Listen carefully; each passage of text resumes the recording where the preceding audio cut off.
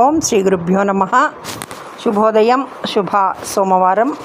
ఆ పరమేశ్వరుడి కృపాకటాక్షాలు అందరికీ నిండుగా దండిగా ఉండాలని కోరుకుంటూ, మరి ఈ సోమవారం రోజు ఒక మహిమాన్వితమైన ఒక చక్కటి పరమశివుడి కథ చెప్పుకుందాం. మహాకాళ్ మహిమాన్వితమైన ఒక కథ.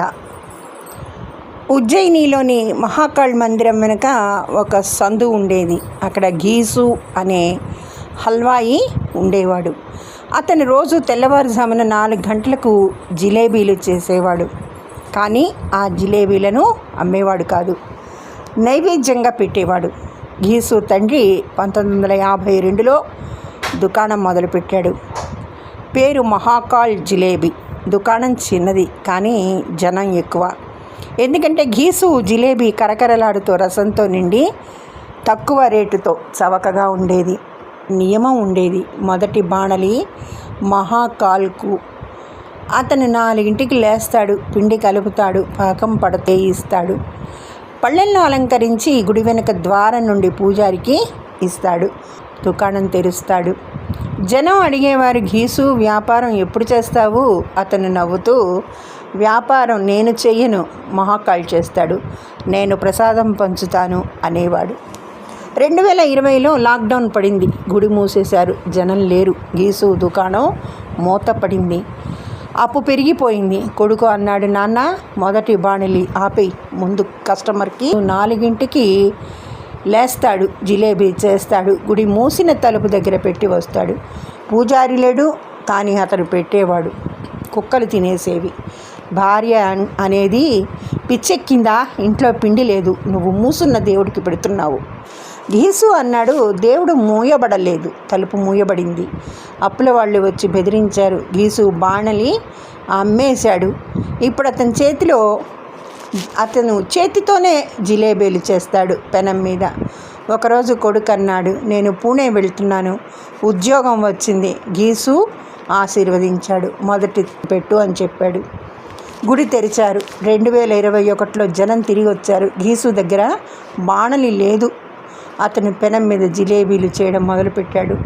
జనం నవ్వారు. గీసు ముసలివాడైపోయాడు. ఒక ఉదయం ఒక ముసలి సాధువు వచ్చాడు. మురికి బట్టలు, పొడవాటి జట. అన్నాడు, జిలేబీ తింటాను అని. గీసు పెనం మీద వేడి వేడి జిలేబీ ఇచ్చాడు. సాధువు తిన్నాడు. కళ్ళు మూసుకొని అన్నాడు, అదే రుచి. గీసు ఆశ్చర్యపోయాడు. మీరు ముందు తిన్నారా? సాధువు అన్నాడు, 1978లో మీ నాన్న చేతిది. నేను రోజు మొదటి బాణలి తినేవాడిని. నేను ఇక్కడ శ్మశానంలో ఉండేవాడిని. నువ్వు 4 పెట్టేవాడివి, నేను 5 తీసుకునేవాడిని. గుడి మూసున్నా సరే నాకు పెట్టేవాడివి.